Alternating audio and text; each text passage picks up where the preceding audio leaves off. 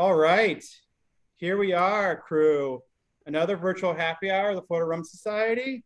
Thank you all for joining. Obviously, some extremely familiar faces. I think I saw one or two new names, which welcome. If this is your first time, we're thrilled to have you.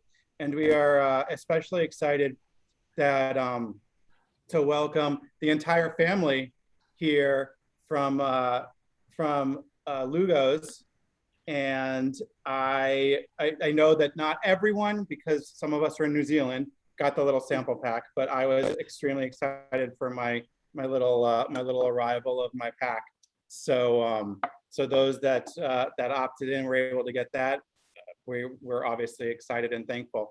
But no one needs to really hear from me because I talk too much. So who am I throwing it over to? I think I'm throwing it over to Peter to introduce the family and get us kicked off. So the floor is yours, my friend. Awesome. Thank you very much. And, much appreciative of the opportunity to introduce the family, the products, and the heart that we put into everything that we call our brands, right? And so happy to share that with everybody and dive into that here quickly, because I'm sure everybody would prefer to taste everything first and hear quickly rather than hear too much about us. But we'll blend that in a little bit. But we're very happy and proud to be here. Very happy and proud to be part of the Florida Rum Society. I have been connecting with Jay periodically over the past several months and asking, hey, how do I get interacted? Or how do we get part of it? Or how can we support even better the Florida Rum Society? So, we're happy to present, but we're happy to also to be part of the family and help really promote, all the wonderful rums that are being made here in Florida as well, which is pretty cool. But anyway, so I'll introduce the family here. We're obviously the Lugos. We originate from Puerto Rico, have been in the States for many, many years. But next to me is my lovely wife of many 30 plus years, and who is really the boss and the one that controls everything. We report to her. So, anyway, Anna. Hi guys, nice to meet you all. Hey Anna. Pleasure to meet you. Good. And then we also have with us Anna Marie, who is our VP of Marketing. She's our daughter. She lives in New York, and she handles all of the marketing, the social media. She and my wife obviously put together the boxes and all the samples. And I'm going to let her introduce herself here quickly and walk you through what's in those lovely boxes. And then we'll pass it on to the person who really is responsible for making all these wonderful products. But Anna Marie, introduce yourself, and how about you talk about what we have in those boxes? Hi there. I'm Anna Marie, as Peter, my mother, just said. I'm the VP of Marketing. I do handle a lot of our promotional, tactics, events, etc. So one of the things we definitely wanted to do coming into this was give you the experience, the Lugo's craft experience, and take a journey with us by sampling all of our the rums we have available to us. In the box, you'll see the 4 different samples you'll be tasting today, which is our original Pitoro, our Pitoro coconut, which we will be launching very soon, our Libertaria, and our Risky Rum. And alongside, you also have a tasting glass that you can use as you try all the different products and for your home souvenir. But within the box, you will also have your own personal Lugo's Craft map, where we will kind of guide you through the story for each of the products and also the tasting notes, etc. Awesome. Thanks, Anna Marie.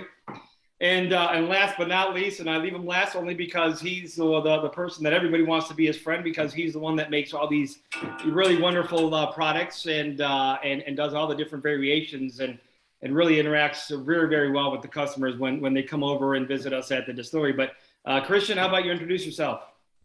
I'm Christian.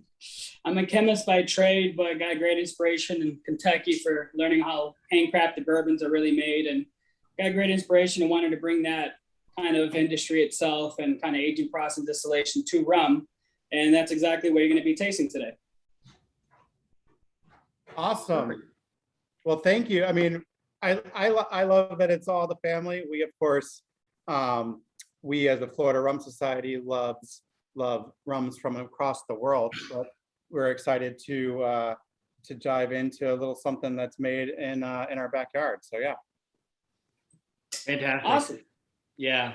So I'll give way to Christian here. We'll be glad to answer all the questions. And so, you know, as we go through the different products and walk you through, you know, where it comes from, we'll give you a lot of history behind the different products. A lot of these have a lot of history behind it. So as you're tasting them, you know, Chris will obviously lead the way through that journey, and then we'll give you, you know, again, some more color and details around it. And then, you know, as we go through it afterwards, we can definitely share more you know, history about us and what inspired us. But we'll leave that towards the end so that we can really dive into these products and also give you some other teasers of things we do at the distillery that we would love to share with you when you come over and visit us as well. But with that, I'll give way to Christian, who will walk you through the different products. And please ask any questions you may have throughout the process, and we'll be glad to answer those for you as well. Perfect. Christian, it's all you, my friend. All right, so first things first, we gotta go with the most colorful bottle there, which is our Pitorro. Believe it or not to knock down this other brand, but a Puerto Rican rum is not Bacardi. That is Cuba. Pitoro is our native rum from Puerto Rico. That is this guy right here. They make a little rougher. It's our version of the legal moonshine, as West Virginia would be. So Pitoro, in its essence, is a sweeter, higher proof rum. We distill it out smoother here, but in its essence, it's very unique because on the island themselves, they make a very sweet type of rum. But what they do actually is they cure it with fruit. And the reason why is whoever is familiar with the distillation process is that they keep some of the congeners, some of the tails, some of these specific oils that actually make it sweet. So there's no additives to it. There's nothing sugar, nothing added to the product itself. It's all from the distillation. So distilled 4 times, what makes Pitoro so unique is those congeners. And at 45%, having that bite like a moonshine, those little congeners actually are what, depending on your flavor profile or your palate, you'll get a different flavor profile. Some people may get some different notes from those oils, such as pear. Some people get apple, some people get citrus, almond, so forth. But those specific congeners actually what allows that Pitoro to age with fruits. A typical ethanol actually serves as a preservative. This particular rum, it allows it to age and bond really well with the fruits and makes amazing cocktails. But in its essence, Pitoro is just a sweeter, higher proof, smoother rum than your typical white rum. And you're able to do a lot of unique things with it. Anyone tasting it, what kind of notes do you guys get out of it? You get the sweetness? I get pear. Definitely, Pear, okay. Same here. A lot of pear. Pear. And I definitely noticed the sweetness level difference than an unaged rum that you would typically have. Correct. That all comes from the types of sugars, but also, excuse me? It's a column still, or? It's a column still. So distilled 4 times is a hybrid column still with the base being the boiler and then having a copper column flute, 6 inches. So it allows it to distill and remove a lot of impurities, remove a lot of the carcinogens and so forth that a typical pot still can't do. So having it 4 times distilled, you can sense the sweetness of it. It's got the bite at 45% 90 proof that, you know, comes typical with the Pitoro. They can range from anywhere from 45 to 60, obviously. So all depending on what really comes out of the still for them. But we like to keep it at 45 in its essence. It's great for cocktail mixologists because the high proof, but also you get the essence and the true flavor profile, in which you typically can't do with a basic white rum. Yeah, I've had some pretty nice Pitorro in Puerto Rico myself. So there you go. the lady freaked out when I poured like a huge cup of it. I just started sipping it. She's like, "What the hell are you doing?" Yeah, this is so unique. You're able to sip on this. I mean, we've had some people that just want to put this over ice, and which is crazy to think about when it comes to Pitoro, if you know what it is, but also for a basic white rum that usually have that chemical burn. This is truly a smooth one, and you can do a lot of unique things, such as aging it with fruits, make your own type of fruit flavored rum. Amazing cocktails. We've had people do anything from, believe it or not, a sweet and smoky old fashioned to pisco sours to margaritas, martinis, and your basic mojitos and so forth like that too. But because of its natural sweetness and that purity, you're able to do a lot of unique cocktails with them too. That's Yeah, here excellent. I've got a bottle that has a variety of fruits in there. If you were to come to the distillery, you would actually try variations with pineapple. So we'll age them with pineapple, with tamarind, with guava. So it's really unique in that sense because you're really getting the flavor and the colors from the actual fruit itself, the aging process. And Chris will talk about this in a little bit, but one of the things that makes us different and unique is that not only the distillation process that Christian explained, but the fact that we do not flavor any of our products. We actually age everything. So the fruit, the color and the flavors actually come from the fruits and spices, and you'll see that along the description of the different products. But you could do so much with this. The other thing that is very known and most of you have heard of is Coquito, right? So there's Coquito here. And so this is what we call Mama's recipe here. And then Anna Marie makes a pumpkin spice version as well.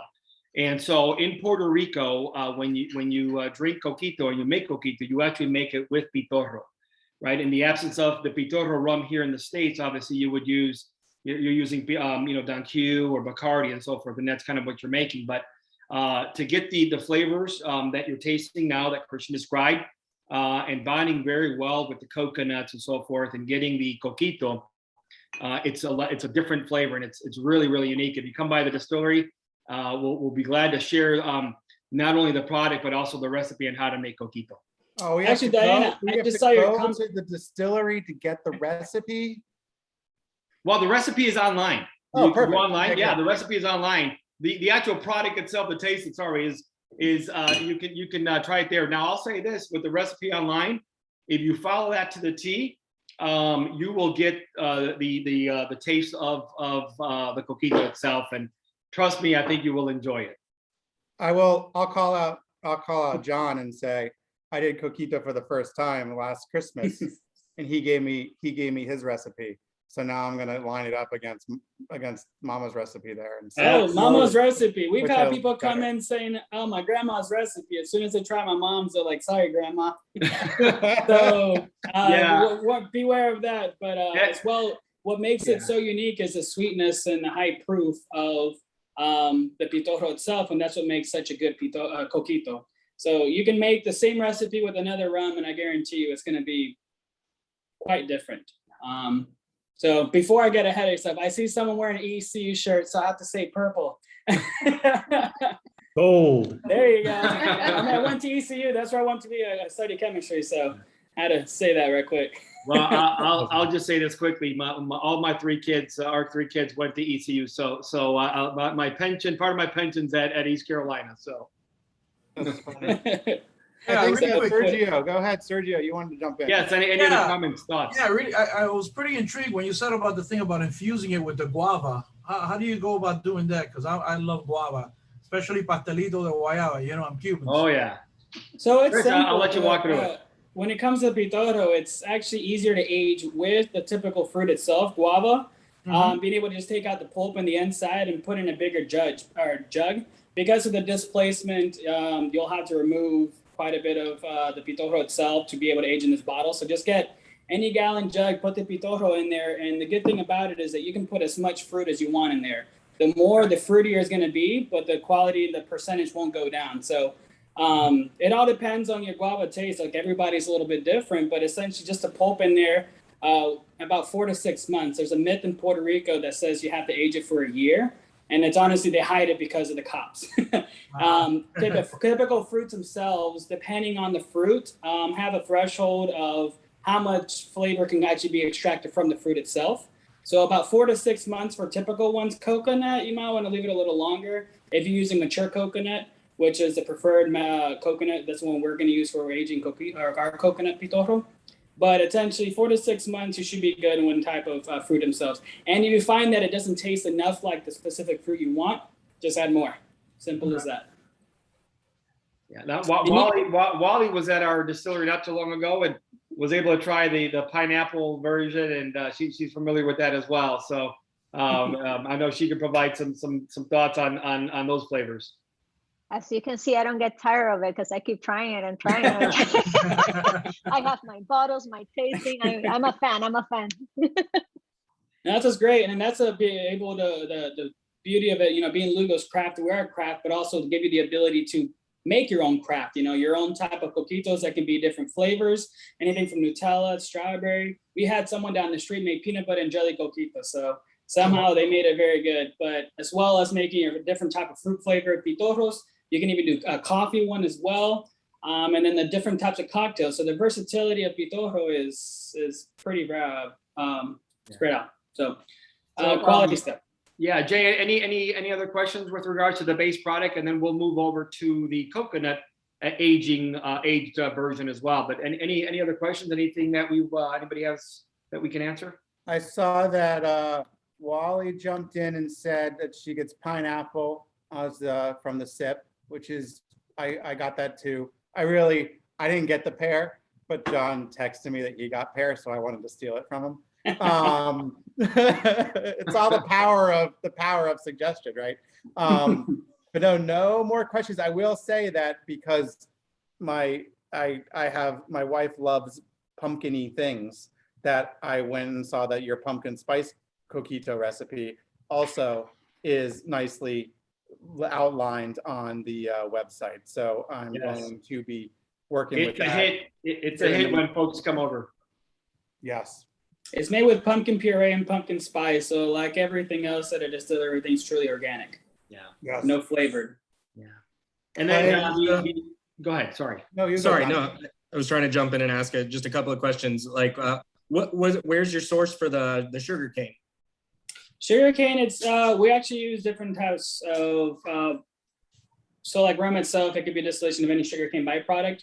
So you're doing molasses? I use more molasses and raw cane sugar than anything else. So each recipe's got their own blend of sugars, some more than others, some completely raw cane sugar. So it all depends.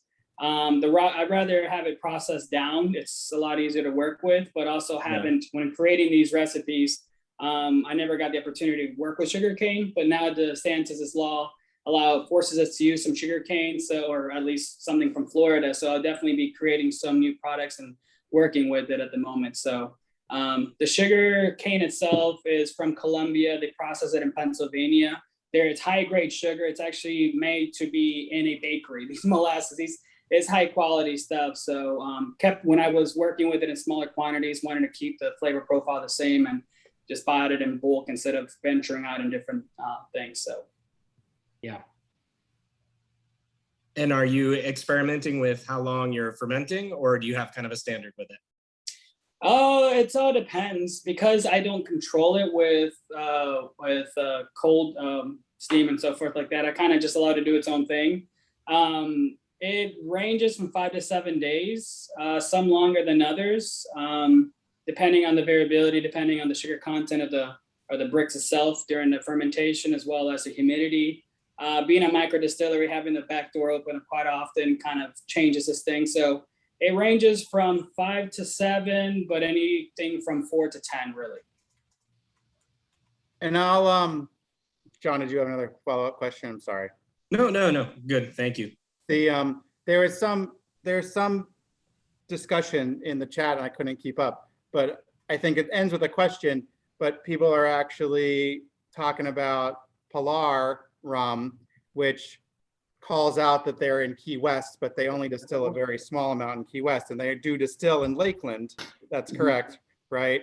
They're neighbors probably of yours or in the area in Lakeland? Is that we've never seen them. I haven't gone there. Yeah, all right. Yeah, I believe that they also distill in Lakeland. I don't know where. We were told that, and I looked them up, and I couldn't see where they were at. We were told that could be the case, but we have not had the pleasure of meeting them. And definitely, if anybody knows where they're at, we'd love to go see them for sure. Yeah, so a rep from the company told me that they distill in Lakeland. I don't know where though, so maybe one day we'll find out. But we're not talking about them. I was just trying to clear up some questions in the chat.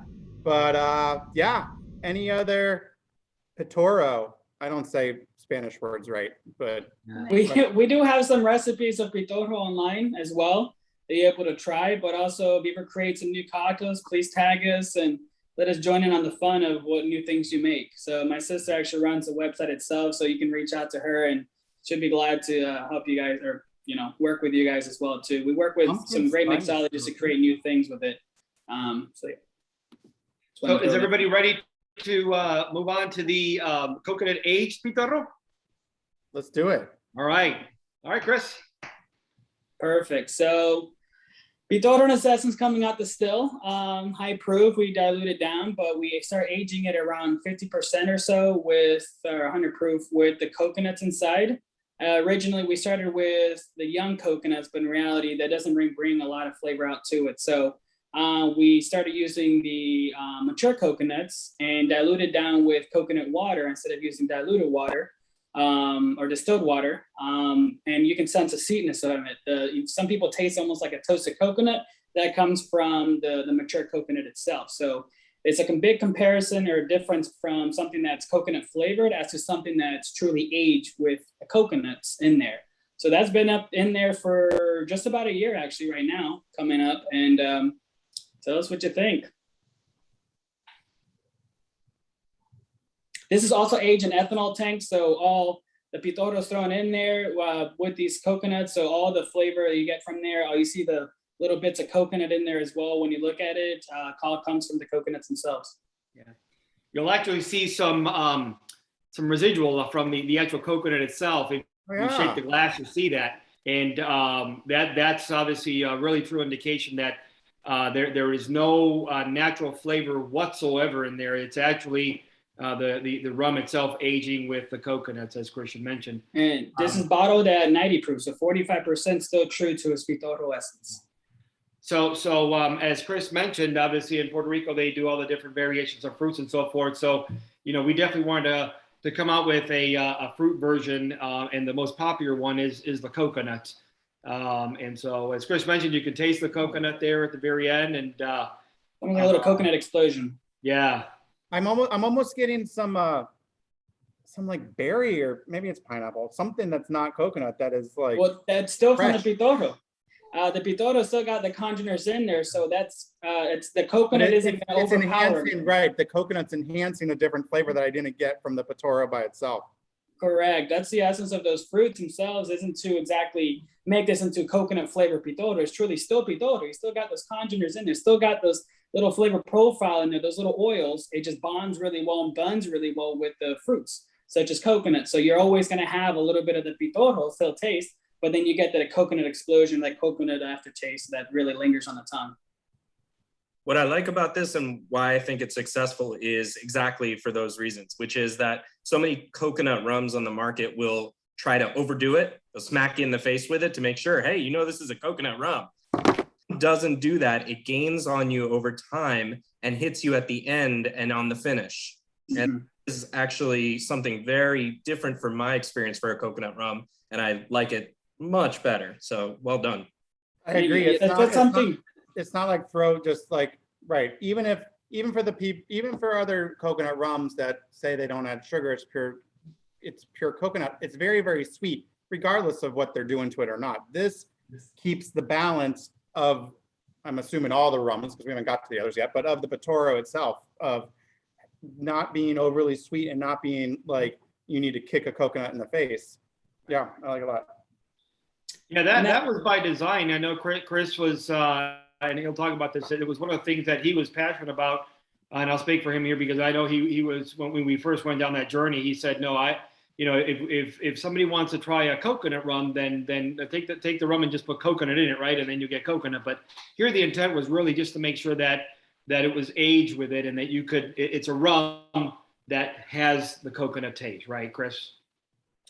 That's the essence of it, you guys can hit the nail on the head. It's still Pitoro with that coconut essence of it, and not overpowering. Is truly, how it is for you. And to some people, whoever want more coconut taste, just put some more coconuts in the bottle, Simple as that. It's because it's true. It's nothing chemical flavored. That's something that we keep getting a lot from people, is that there's no chemical burn to it. There's no chemical, that essence of a burn. It's alcohol, it's ethanol. It's always going to have a little bit of that, ethanol burn, but it doesn't linger. It doesn't really burn the chest like it's something fake. So something like this is different.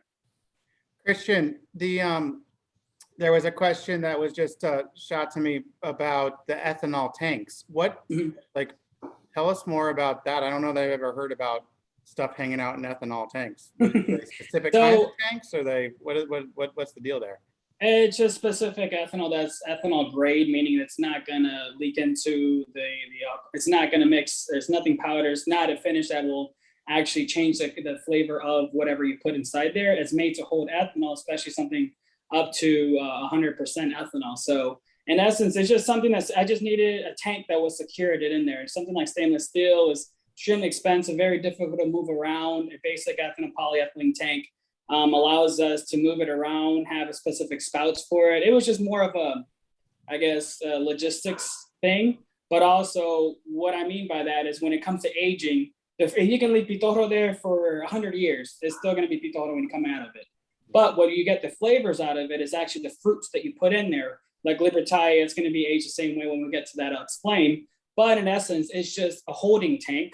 And it's just made to mix in the Pitoro with the different types of fruits. So by ethanol tanks, it's just really a holding tank that allows ethanol to be there. Otherwise, that high alcohol content can destroy a vessel or some specific tank. Picture racks with 25-gallon ethanol tanks lined up with the rum and these fruits inside them. That's what you'll see in our distillery. So instead of a barrel, in this case, you're going to see tanks on racks with all the fruits inside them. So it was more of a logistics thing, but also strategic when it comes to what kind of flavor profile we want to get out of it. Right. So it's under the category, John just put in the chat, under the category of a neutral vessel that you just don't want anything to make the rum taste different than what it is meant to taste like. Exactly. Except for the coconut that you've added. Exactly. It was just the Pitoro with coconut. Awesome. You guys enjoy it? Perfect. You guys ready to move on to Libertaria? Oh, I have like 3 or 4 over here sharing. So they saw me online and said, "Hey, what's going on?" And they came here and started drinking with me. I'm like, "No, go away." Any questions, comments on the coconut version or anything else on Pitoro before we move on? So can we, if anyone else has a question, jump in, but this is not available yet, correct? That'll be ready in a month. We just ordered the labels. It is going to be that color scheme, but with the same label. So you'll see the coconut in there, and this will be the different variations of fruits we bring out. It'll be the same label with different color scheme, like that one right there where you see the purples and blues. That'll be the same for this, but it'll be coconut. So we're just waiting for that to come out. Hopefully in a month or so, whoever's subscribed, you'll be the first to know. Yeah, the labels have already been ordered, cola approved, everything approved, and so we're just waiting for the labels to arrive to bottle it officially and get it out. We're going to come out with about 500 bottles right out of the chute. Wally wants it all. Send 500 to her. It's good. Any other coconutty questions? I might get a new glass for the next round, so it's not coconutty. If everybody wants to take a quick second to wash that glass down, you can do that, and we can get back in a minute here to let Chris walk you through the other wonderful rums here. Chris, I feel like I'm asking too many questions, but I'm going to ask it. Please. You're one of our resident Puerto Rican ancestry. Please ask me other questions you have. When you're aging with the coconuts, are you putting the whole coconut in? Do you cut it in half and put it in there? Is it just a husk? I cut it down as small as possible. I guess to the point where you can't do too much because that is killer on the hand. Those coconuts are not easy.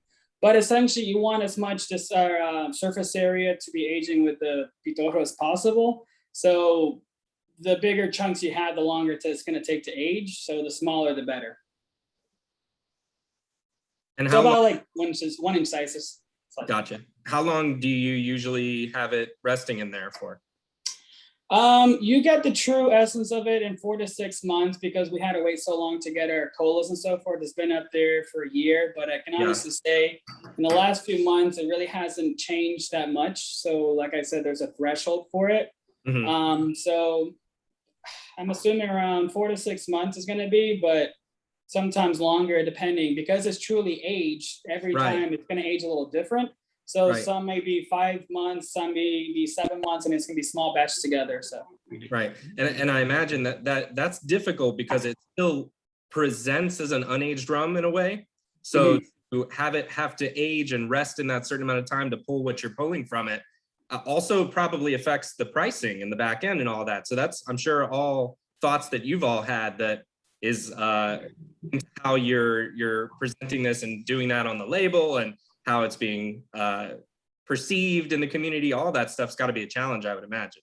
Yes, and there's a lot of market research into that, but also what we want to be in Lugo's craft is truly craft rum. This isn't mass produced, and the more we make, it's still going to be made the same way. So it is reflective in the price points itself, but also, I mean, in the label, the hard work, the type of bottle, the presentation, but the spirit itself is what really gives it the price point itself, because it is quality. It is different than anything else you're going to have, and that's what we went for. It wasn't a mass-produced rum that tastes like that's coconut flavored. It's truly a handcrafted small batch Pitoro that's aged with real coconuts and batched together to have a specific flavor profile. So that's all reflective in the whole marketing scheme of it. Yeah. Hey, I believe Clay raised his hand, so I think you have a question to Clay, and nice bottle there you have there next to you there. Hey, thank you. Thank you so much. Yeah, it was great meeting you. Gosh, it feels like, what was it, a month ago? It does, yeah. Yeah, just about. Yeah, so I was just curious, could you reiterate what you were describing about using the oils? Was it in the tails of the distillation? And what is it that makes the Pitoro so distinct? Because it is very distinct. And it is. So I think you almost answered your own question in the sense of the tails is what makes it so distinct. So most rums, I can almost guarantee all rums, including whiskeys and so forth, especially vodkas, you just keep the ethanol, the hearts themselves. And that itself serves as a preservative. A lot of it's neutral in itself.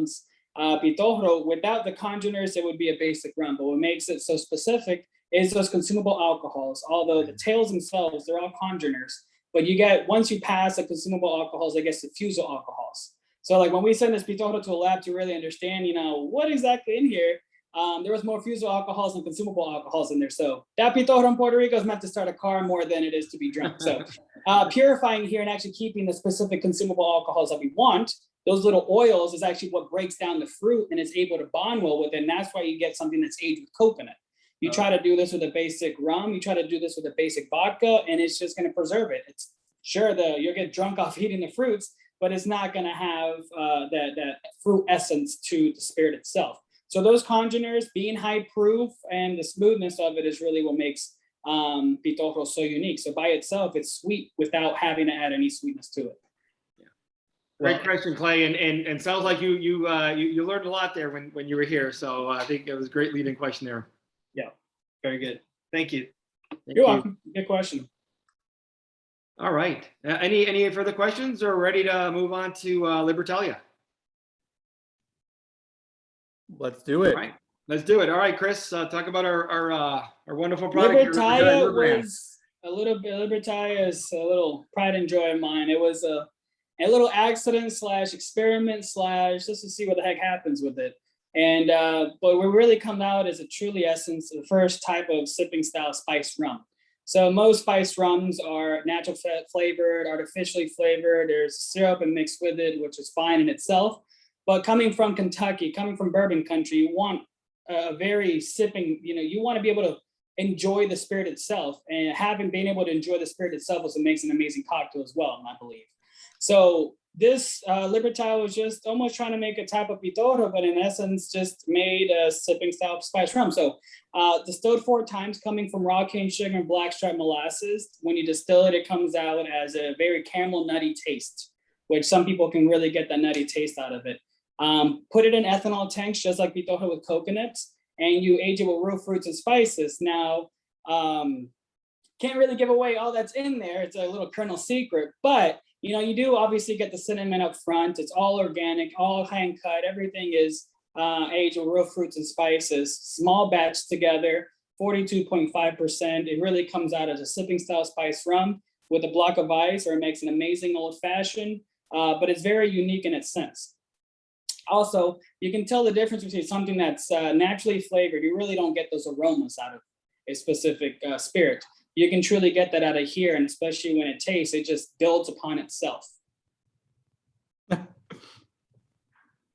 Sorry, I was laughing at a comment that I wanted to hear all about the bourbon. Thank you, Zach. That'll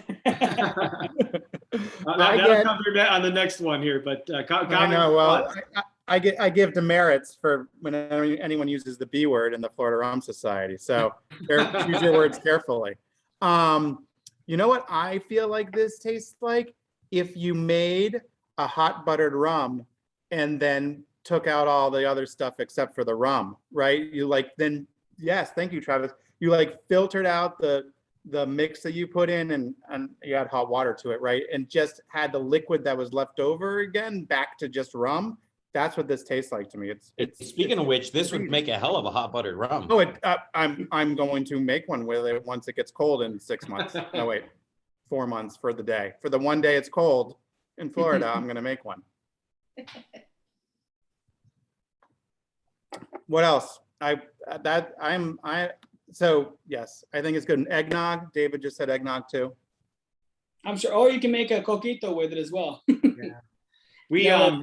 There's a couple restaurants that Christian mentioned the old fashioned. So we have a recipe online, I believe, Vladimir, right? The old fashioned version. A couple restaurants that are making this with, so they'll pair this up with Frangelico, obviously, and which has a hazelnut taste. And then obviously you don't need any other simple syrup or anything like that, because obviously you get the sweetness from the rum.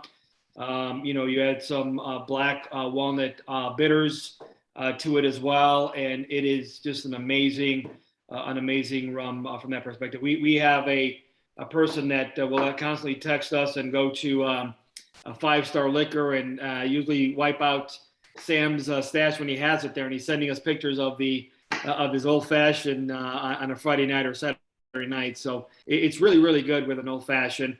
We've had folks, ladies who've come and bought it at the distillery and made cakes with it as well. So you get a really obviously a really nice, tasty cake there from that perspective, but it's a very moist cake that she makes as well. So a lot of versatility with it. Be amazing with it. But just by itself with a block of ice and an orange peel is also amazing. To go back to that old fashioned, the reason it works so well with Frangelico is, like I said, coming out the still, it's a caramel nutty taste out of it because of the black jet molasses. And so Frangelico black walnut bitters, it really plays on that nutty taste. So it's an old fashioned that a lot of old fashions are very simple, tastes good, but then it stops. This one's got layers upon layers. He's an amazing mixologist that is able to create these cocktails that, like, the more you drink, the more it builds upon itself. And this is one of them. So that recipe is online, I believe. Yeah. Definitely get the nutty. There you go. Definitely get the nutty flavors here. It kind of reminds me of like a Amontillado sherry almost. I think that I've just decided that around Christmas time, John's gonna make his coquito with this, and then Missy and Joe are gonna make a rum cake with this. I guess it'll have to be a lot because there's 32 of us here. So start busting up the recipe, you guys, and we'll have a big Libertaria. I think Clay's gonna make the rum balls. I'll make the rum balls. That's fine. Clay's doing rum balls. Well, there's got to be a promise that we're going to get a chance to share and taste some of that from you guys. Well, we'll be on the other side here, and you guys will be doing the tasting with us. Oh, you can come. We'll have a little big party somewhere. That'll be great. Well, we have a place where we can have everybody there. Even better.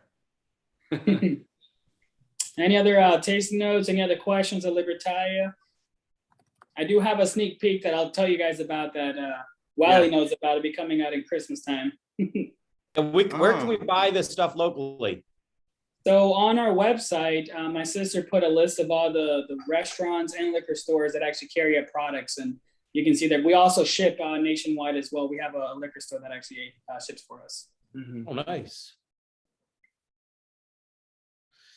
But we're primarily in within that list, more of your boutique, type liquor stores. Those are our favorites anyways. Yeah, no, absolutely. This would probably not be I don't think you'll ever see this on your kind of chains or stuff like that, because I don't know that they would know how to describe this and even sell it, to be honest. So this is really like Sam's and those folks there that really understand and cater to the folks who really know their products and can describe it. So maybe the Winn-Dixie liquor store.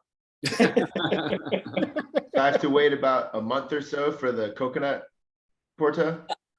Yes, just about. We'll send an email blast when it is going to be coming out. As soon as we get our labels, it's ready to be bottled and sold. So we're just at the mercy of COVID, all these logistics challenges. Yeah. So as soon as we get the labels in, we'll be able to ship it out. Or everybody will get their email blast. Yes. And if you guys can sign up for the email list, of course, but Anna Marie, if you want to just shoot me a note, and then I can let the FRS know as well once it lands. Happy to. Hey, we'll do this. We'll for the group here, Jay, because obviously it's a limited amount of bottles that'll come out at the onset. We could do a pre-sale for the group here, and this way you guys can secure whatever bottles you guys want before it goes up. Thumbs up. Yeah. All right, yeah. Let's organize that, and then I will we'll organize that, and then we'll set it up however we want to, and I'll get everyone a link. Perfect. We'll yeah, do that it'll be gone here soon, without a doubt. But we'll be glad to work with the team here, no doubt. Support the FRS and work with you guys first, without a doubt. FRS VIPs. Thank you, Miss Joe. Love it. So with that, you'll also be able to. So this is our Libertaria bottle. So Libertaria was actually a mythical safe haven colony for the pirates in the 1600s. The liberated people, they liberated things that lived free, called Liberi. We like the idea of liberating you from a traditional spice rum and giving you something specifically unique. But also, as Wiley got to smell the other time when she came by, was Libertaria. So shout out to them, Chapter 4, absolutely. Big history buff.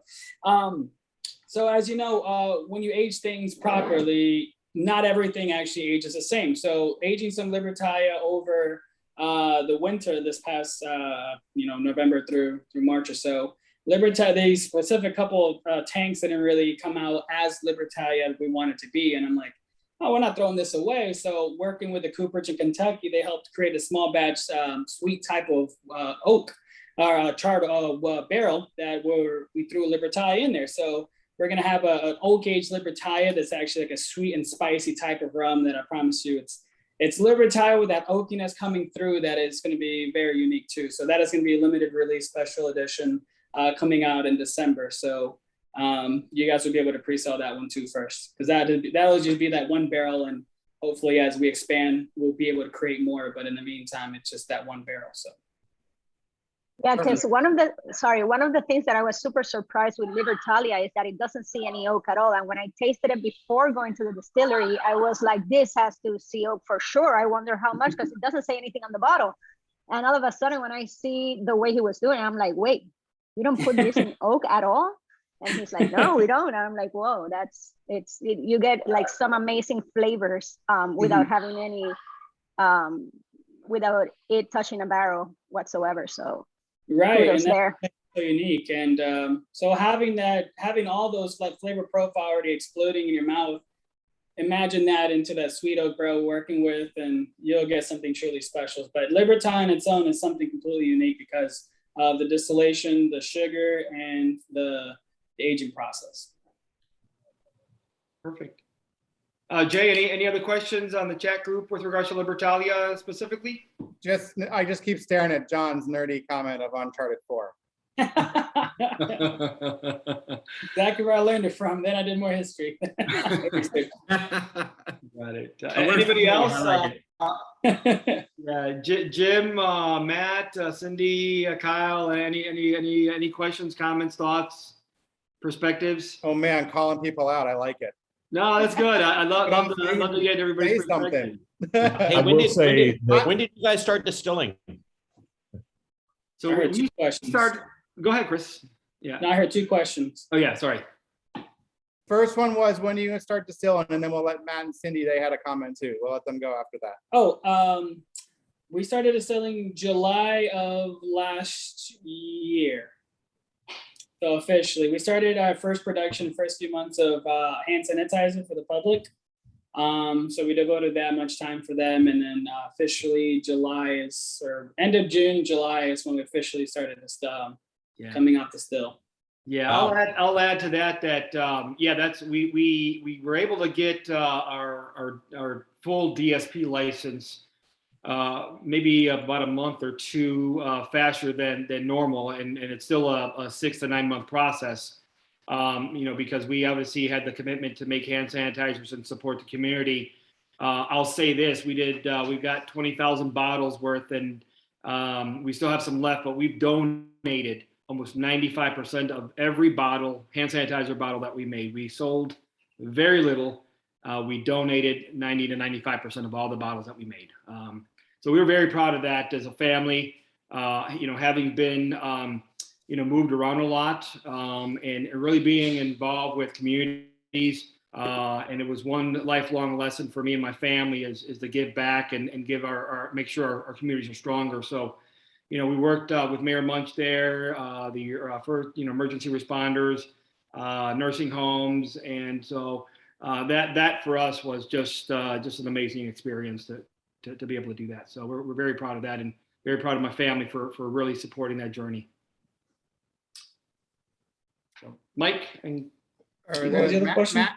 Oh, go ahead. I think Matt. had I was just going to comment on the Libertaria. A lot of spice rums, when you taste them, all you really get is spice. You don't get any of the complexity that you have in the Libertaria. And so it's nice to have a rum that like you said, it's a sipper and it has layers of complexity to it. And I will look really forward to the ones that come out in the oak, because that sounds amazing.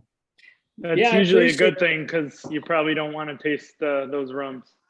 That's the thing about it. Traditionally, a spice rum is to throw into a bunch of juices and create a cocktail with it, something tiki, right?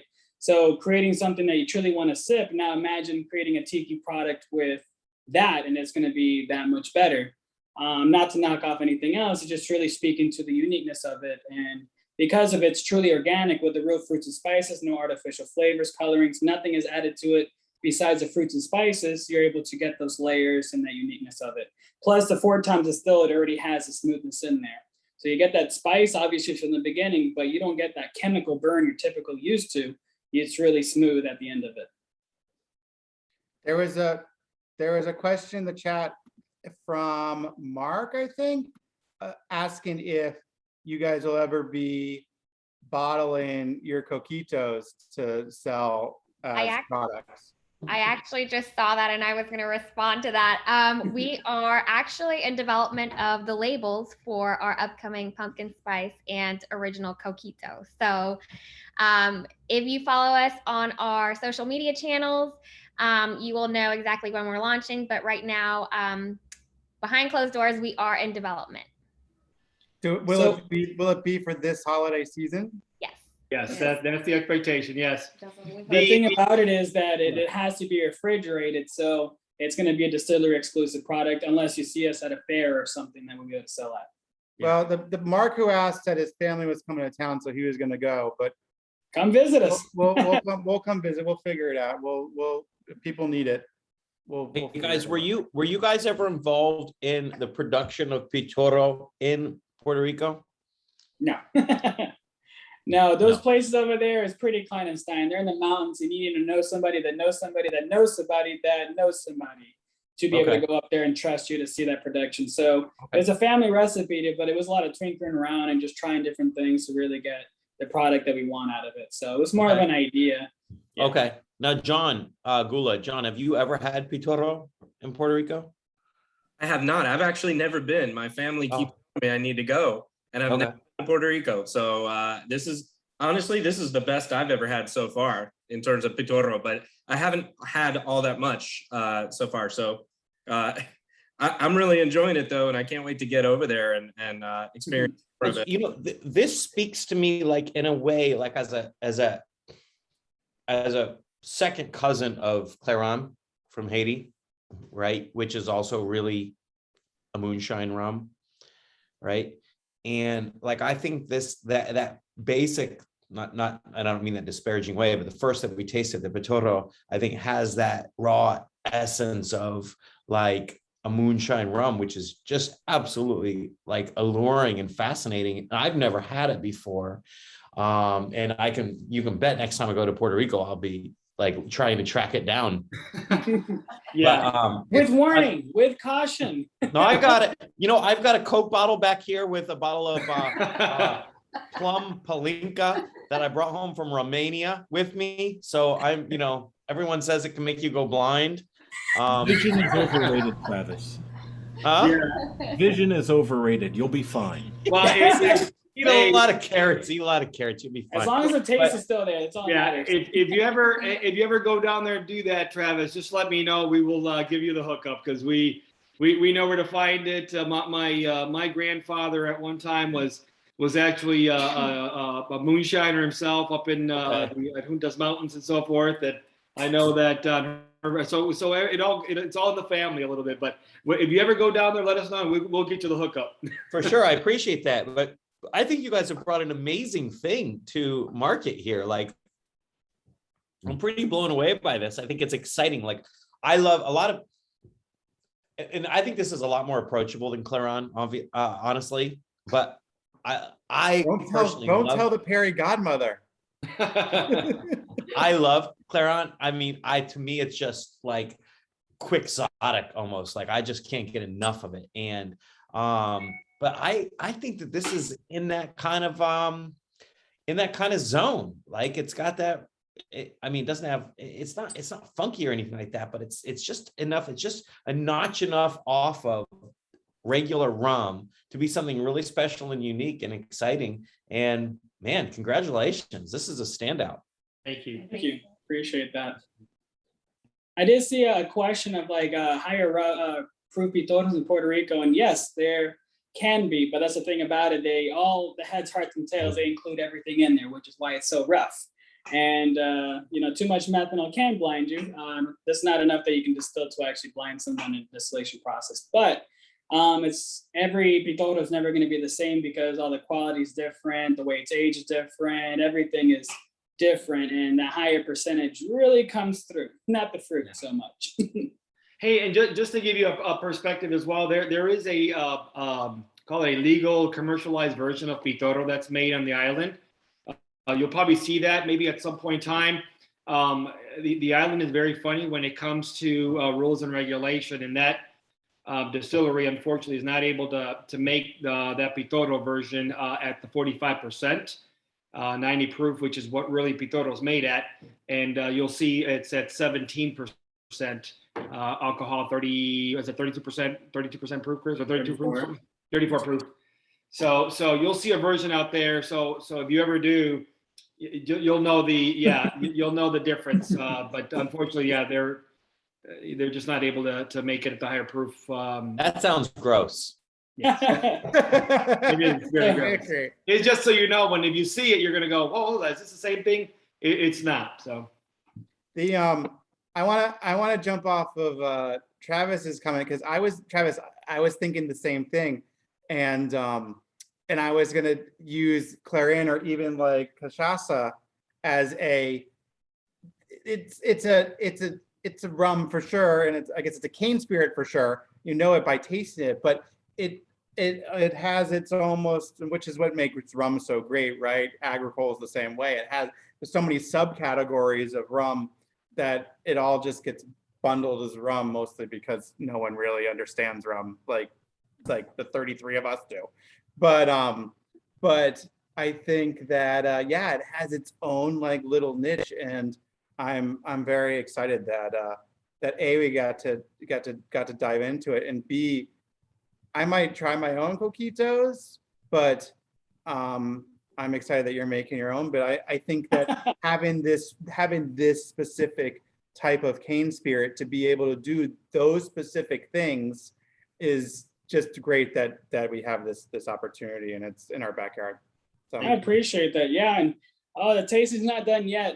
Before it gets too late, I would love to move on to Risky, which was something completely unique. We're the only rum at the Orlando Whiskey Festival because of it. And When I created this, I gave it to my mom and I was like, I don't know if this is a rum or a whiskey. And she tried, she's like, that's a good whiskey. I'm like, so I just called it Risky and the name stuck. We branded, trademarked it and everything. So that's what Risky is. So the idea behind it is bourbon itself is a sweet type of whiskey. One demerit. 51% corn, excuse me? One demerit. So bourbon itself. I'll count silently in my head. Bourbon itself is a sweet type of whiskey, 51% corn, limestone water, throw it into new charred American oak barrels, no X, and that's truly what makes bourbon a whiskey. Every bourbon's a whiskey, not every whiskey's a bourbon. Had the idea of creating a sweet type of rum, throw it into a new charred American white oak barrel, just like bourbon, and that's the essence of what Risky is. It's a sweet rum aged in new charred American white oak barrels and has the spirit of a bourbon. It tricks so many people wondering, thinking it's a rum, thinking it's a whiskey, but it's really a rum. It's definitely got the vanilla, the oak, the char, but it's got the sweetness at the end to remind you that it is a rum.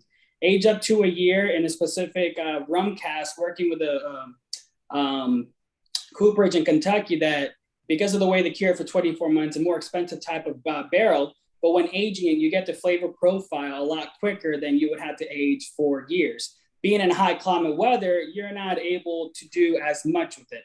Kentucky, you get all 4 seasons. So here it's just constantly hot, constantly being evaporated. So leaving it in there too long comes out as a very rough product.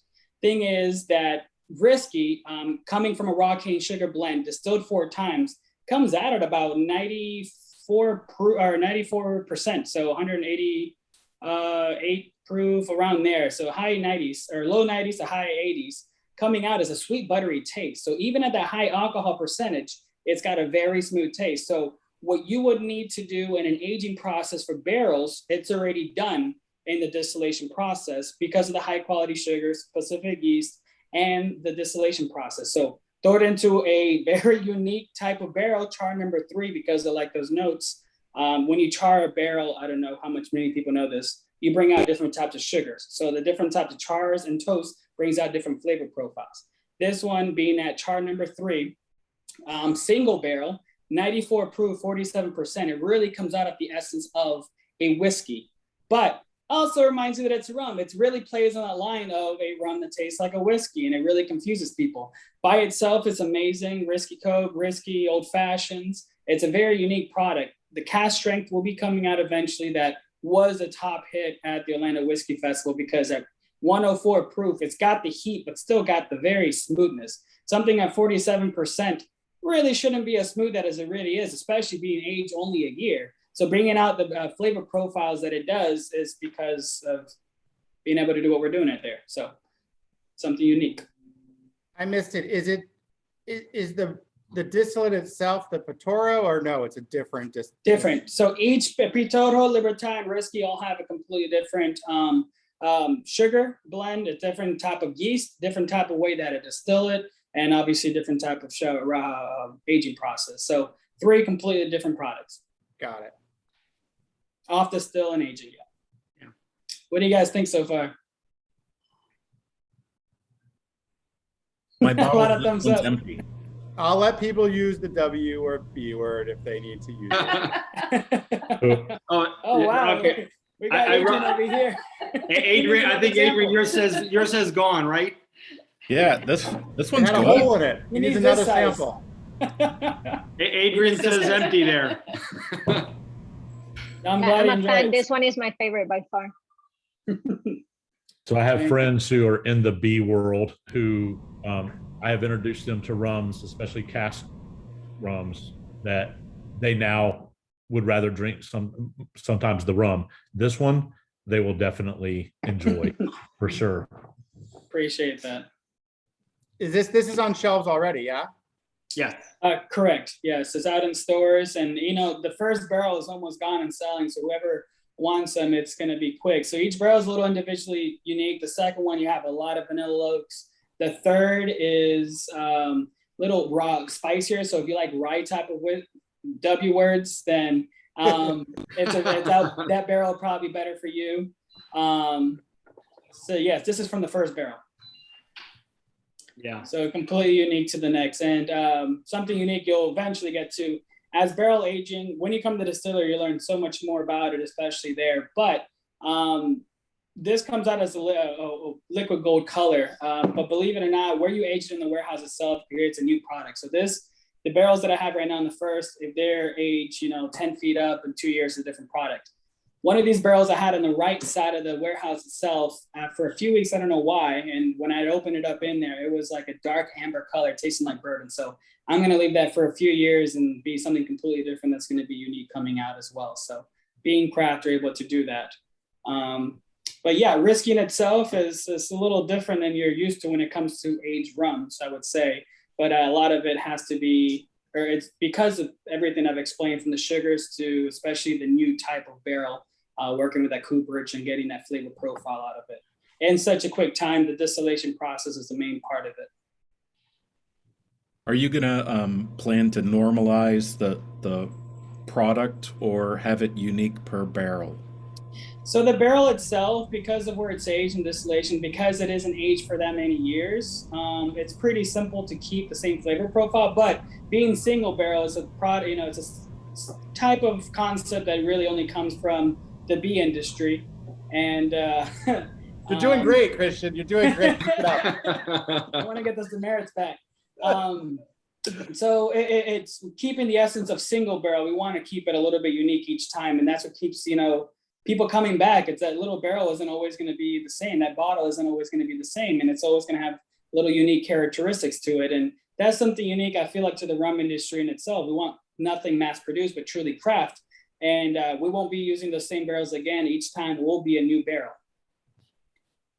Yeah, it'll be single barrel. So we'll, costly from that perspective, but we obviously listening to the master distiller here, and so. Is each bottle individual, like it says the batch number on it or something like that? Barrel number. Yeah. Know which one you are getting or which one you need to collect if you need them all? Pitoro and Libertaria are batch numbers. Risky is barrel number. Got it. Okay. Yeah. So yeah, it's 53-gallon barrels. With the constant evaporation in Florida, you probably lose a few gallons. So around 200 to 210 bottles per barrel. So yeah, each bottle is going to be a little bit different than the next. So everything is hand bottled, hand labeled by a beautiful mother there. So everything is truly unique, and hand waxed as well. So what's also unique about it, just the aging process. A lot of people think that you have to age it for so long to have specific flavor profile, and that's not the case at all. A lot of it has to do with the distillation and the types of barrels, and a lot more to it than just throwing a spirit into a barrel, letting it being aged for, however long they say they age it for, and it doesn't always come out tasting better. So. Any questions? Any further thoughts, comments, questions on risky? Can you go back over so you mentioned it was a char 3 barrel. Is it a new barrel or it's a used barrel that went through something? No, being single barrel has to be new barrel every time. So where we work with the cooperage and they made a specific cask for us. So each time we're getting that new barrel and throwing risky in there. So once we're done with that barrel, I'm keeping the first barrel just for keepsake, but other than that, we'll be selling it or, maybe making some cool, home projects with it or so forth. But essentially, when it comes to aging, it's a new barrel every single time. That's interesting. A lot of rum will use a used barrel. I mean, a lot of rum will probably. So that's the thing about it. Yeah. And that was the difference in what we wanted to create, was something that's X age. You're getting a lot of flavors from those X spirits. So you're pretty much hiding your own distillation and trying to get flavor from all these other barrels that you're getting it from. So whether it's bourbon or so forth like that, sherry casks. Our distillation coming out the still is extremely unique and tasty. Throw it into a new barrel and you're getting those charred oaks. You're getting those notes that you typically wouldn't get in something that's X age. You're getting that initial contact from the spirit to that charred level, as well as the toast in the back. So aging it, you're truly getting that char taste out of it, which is what we wanted to create. It's a rum that tastes like a whiskey. It's not so much anything else other than what it is. So, so yeah, a new barrel is what makes this one complete when it comes to the distillation as well too. So this will be our whiskey version, W version of a rum, being able to have like, different processes. So eventually, after whiskey it is aged, I do plan on experimenting with like ex bourbon barrels or maybe ex Scotch barrels to have a rum that's like a peated version of a rum, things like that. But in essence, it's always going to be aged as a whiskey, and then so forth. We'll be doing other unique things with it. Someone, Jim asked if you would ever do a second. Would you do a second run as a different product? Oh, in the used, now it's a used rum barrel. Is that what you're asking, Jim? I don't see you on screen. Maybe. Yeah, that's what I was wondering, because a lot of rums are done in second run barrels. Would he use his own barrels and make a different product as a second run in that barrel? So now the coconut rum goes into the once run barrel. I mean, that's not the worst. That's not a bad idea. Adrian. No. You better trademark that before they steal it from you. It's obviously worth experimenting. That's obviously, I'm never going to say no to not trying something. Haven't really considered it because the whiskey is such a peculiar taste that I haven't found something yet that I do want to age it in, but who knows? Maybe when I do start experimenting with sugarcane, that's something that can be thrown in to create something new. So yes and no. It's in the mind process. We like to just spitball things, just throw them out. I mean, of course. Do that. Put a Florida Rum Society sticker on it. We'll come visit it every so often, and then we'll all just take some bottles home. Yeah, that's something we can definitely do. That's absolutely true, and it'll be a unique product, that's for sure. Right. Before Christian gives a little secret here that Wally was able to see, but no doubt we love interacting with everybody who comes to a distillery, everybody we meet, doing tastings and obviously this event, and love all those thoughts and ideas. And in fact, Chris, I'm sure he's taking mental notes here because sometimes we'll find him back in the back and he's creating something new. So every time I trust me, it's going to be good. He will be quick to try some new things and from either his own thoughts or ideas that you all bring. So, but Chris, I think there's one more thing that you're experimenting with as well. It'd be fun to share with the team here. Another behind the scenes thing that when you come to the distillery, I might even let you get a little taste out of the barrel, even though it's young in production. So distilling, it takes about 8 to 12 hours for these processes. So I'll be distilling overnight. So I have a little futon that I stay there playing PlayStation and so forth. I have my cousin help me out that without him, I wouldn't be able to do what I do. But also my girlfriend will come and stay with me. She's a scientist as well, so she'll help me out. And one night she had a dream of a rum that had like blackberry taste, almost like a wine. And she was like, "Can you make that?" And I was like, So Libertaria being a raw cane sugar and blackstrap molasses mix, I was like, what if I take out the blackstrap molasses and throw in some particular, grape wine concentrate to almost make like a brandy. So we're like, let's try it. So we bought a little kit. We used my specific sugar blend that makes Libertaria, but instead use grapes. And it fermented with my rum yeast. So I was like, okay, let's try to distill it. So we distilled it and it came out tasting like a rum that's almost like a little wine to it. And I was like, well, that's unique. So working with the cooperage, we got a specific French oak barrel coming from France and sells the wood. Cured for, I think, 24 to 36 months, so quite a while. It's meant to age quicker. Adds 5 times the tannins that a regular oak barrel would. So it's pretty much a rum brandy aging in a new French oak cask that's got a specific toast level that brings a little sweetness to it and a lot of particular fruity notes and floral and some other unique things to it. So that'll be aging there for a few years and something completely new. It's almost like a rum brandy. It's almost like whiskey in a league of its own of being something that's tailored between those two lines. And so far it's smelling really good. But obviously distilling it 4 times, that smoothness is already there. Randy, yeah, brandy or something. Or Randy, yeah. A lot of unique names with it. So right now I have it as a rum brandy because I haven't created anything else with it. but it'll be there for a couple years. I was thinking about labeling it as a brandy itself, but it's probably not the best. I think it's more of a rum than anything. So it'll be a very high end type of thing, almost with a cognac feel to it. So it'll be unique for sure. So that'll be coming out in the future. So yes, if you have any other ideas, trust me, I would love to hear because I love experimenting. Absolutely. Well, now Wally and Clay got a chance to see that, so they're probably saying, "Hey, don't share too much. We got to be there." You can see Wally over there saying, "Ooh, Clay, no, don't say anything." Well, I'll say one thing that we've done. I think I counted, and we've done like 46 of these calls or something like that in the last almost now 2 years, which is crazy when you think about that. But and at some point, and it's usually, let's say Missy and Joe for sure, that say, great, let's go visit. And it's always like, oh, sorry, we can't go to Jamaica, it's closed down. But in this case, we can go because it's down the street. So Peter has been saying that that he would love to organize a Florida Rum Society visit for us. So we will we'll try to set that up and get a group together to go over there together and sample Field trip. new stuff and old stuff and anything else. So well, you get to try the barrels too. Something no people don't. We're gonna do what with the barrels? Roll them I'll around? let everyone even try every single barrel they want. It'd be a specific tour for you guys, all for you guys. So Yeah, Perfect. be a nice road trip from Miami.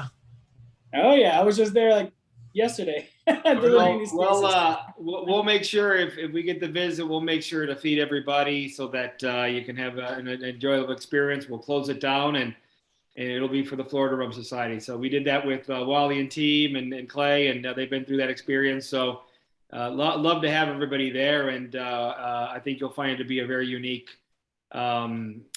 experience. And then you get to try all the variations of Pitoro with all the different fruits and Coquito, and you'll just make that's why we feed everybody, because Right. I want the off the shelf Coquito, so I gotta wait for that to be available.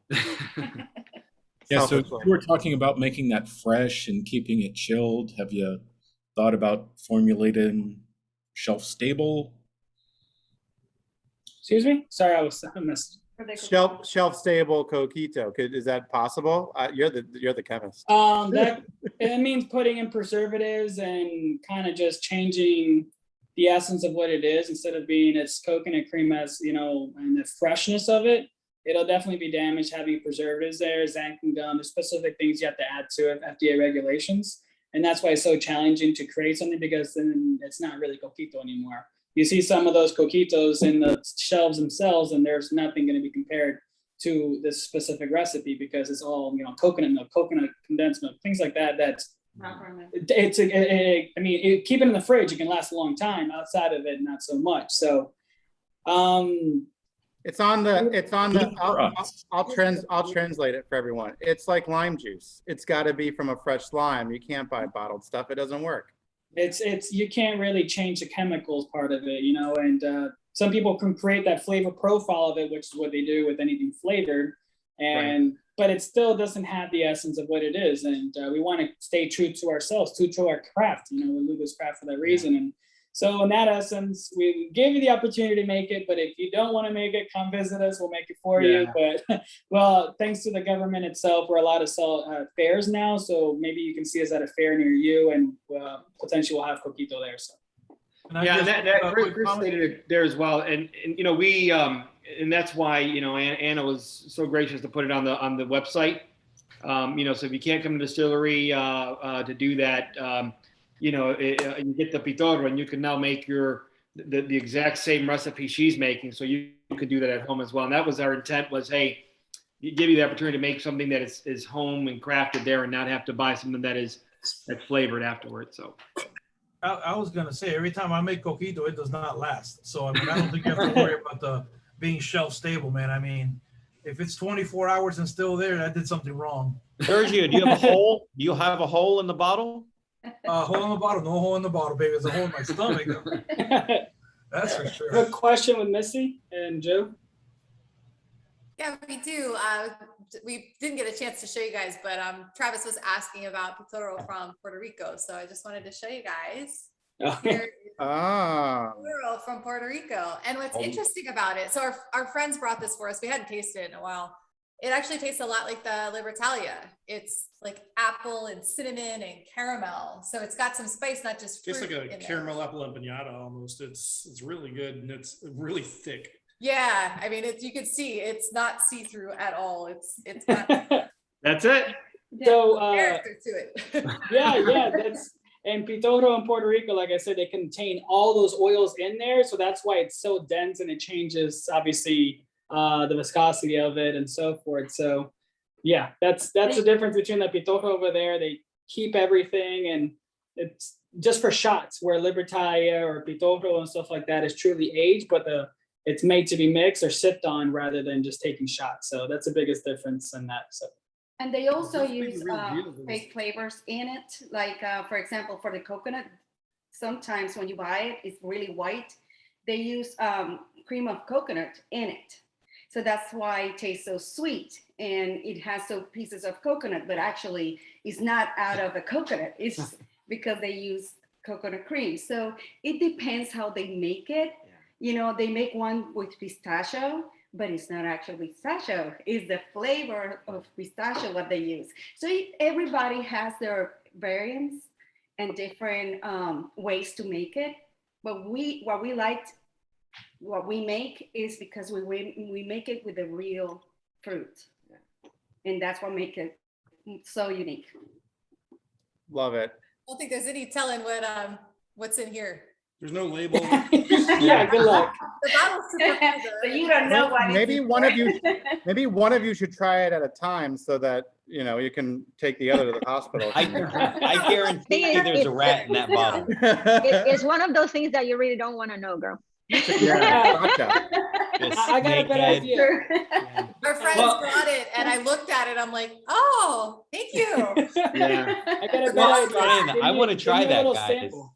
Yeah, get a little hold of Yeah, that. come back For sure, by, Travis. Missy and Joe will bring a sample when we do our tasting, Christian, so you can experience it. Let me send it to a lab first, and then there's no fusel alcohols in there. Make sure it's not meant to start a car, and then we'll take shots. And make sure there's no COVID in that bottle.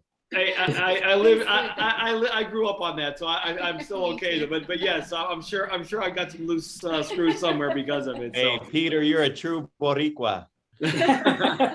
Hey, the good news is now you've got the base product here, and you can do all those things with it here now in Florida. So which is pretty cool. Yeah. Mano, ese pitojo está bueno. Actually, what's cool too, you don't try this at home kind of thing. It's so Puerto Ricans themselves, they have they're kind of skeptical whether it is Pitorro or not. So what they do in Puerto Rico is they say the Pitorro is good or not. They put it on the ground and they light it on fire. And if it turns blue, then it's good Pitorro. So we've had instances where we go to a Puerto Rican restaurant and people don't believe it. So they put it on the bar, light it on fire, it turns blue, and they're like, "It's a Pitorro está bueno," so then they start drinking it. They know it's the real deal. Good. Should I do that? I mean, be careful.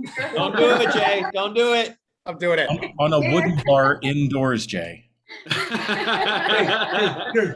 Yeah, you don't want to use it on wood, So we did it. Chris did it at on the stainless steel, right? So you can see really. In fact, Anna-Marie could probably share a picture of what it looks like.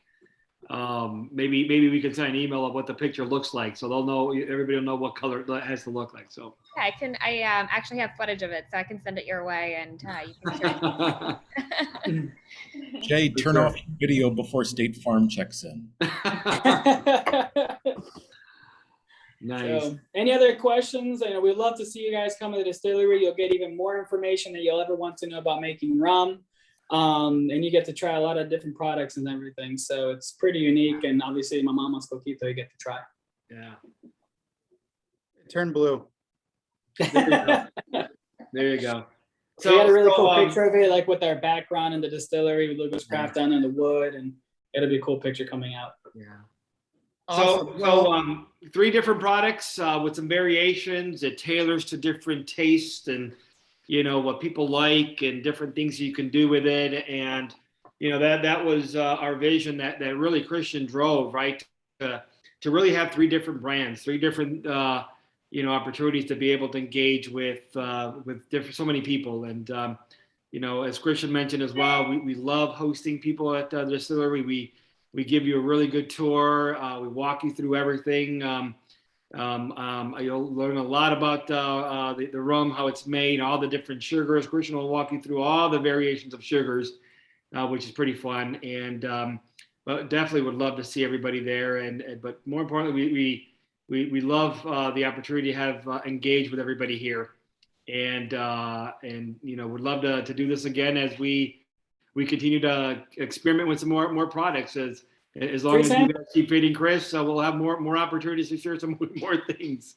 Love it. I'll let Jared ask his raised hand question, and then yes. We'll yeah, I don't want to take the focus off the rum for a second, but wanted to commend you on donating all the hand sanitizer. Know a lot of small distillers were kind of called to arms to produce the hand sanitizer, and the market never really materialized. Last I heard, the feds were trying to hit distillers with a massive tax bill. Did the bureaucrats at the FDA ever get that sorted out and do the right thing?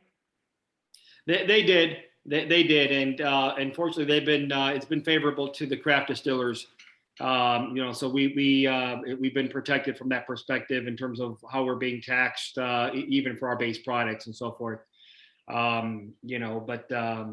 We've been fortunate from that perspective. I think they came around, even though it was at the 11th hour, and signed the bill to allow us to be able to have that tax benefit. That's good to hear, because Jim Beam might be able to swallow that, but I know that can make or break a lot of small distillers. Absolutely. The new law allows us to sell, be it satellite tasting and do fairs and so forth. So before, you had that 6 bottle per person rule, and that's gone. Being able to sell cocktail, do show uniqueness of what our spirits can do, but also selling at fairs. So it's slowly but surely they're loosening up those prohibition style laws and allowing us to, at least in Florida, allowing us to actually expand. Yeah, that's great. The industry really needs that. Yeah, awesome. Thank you, Jared. And nice guys, I gotta go. They're closing the office I'm at, so they're about to shut me out of here. I was gonna say, and some people want to go watch the Bucks, which I appreciate, a good Florida football team. So I actually got tickets. About to go there now. Yes, exactly. So thank you, Lugo family, for all joining us for the sample kit. I don't know if you can see the chat. If not, I'll send it to you. I know Anna Marie has been monitoring it, but everyone is loving the sample kits. And yes, we will definitely here in the next, we'll try to organize in the next month or so, plan a field trip out there and do a Florida Rum Society get together at the distillery in Lakeland, because I think that'd be fun, and it's great that it's in our backyard. So, are you guys all members of the Florida Rum Society? We are, absolutely. Okay, good. Yeah, we signed on immediately, and the moment that happened, I was calling Jay saying, "What can I do now? Well, give me some instructions, right?"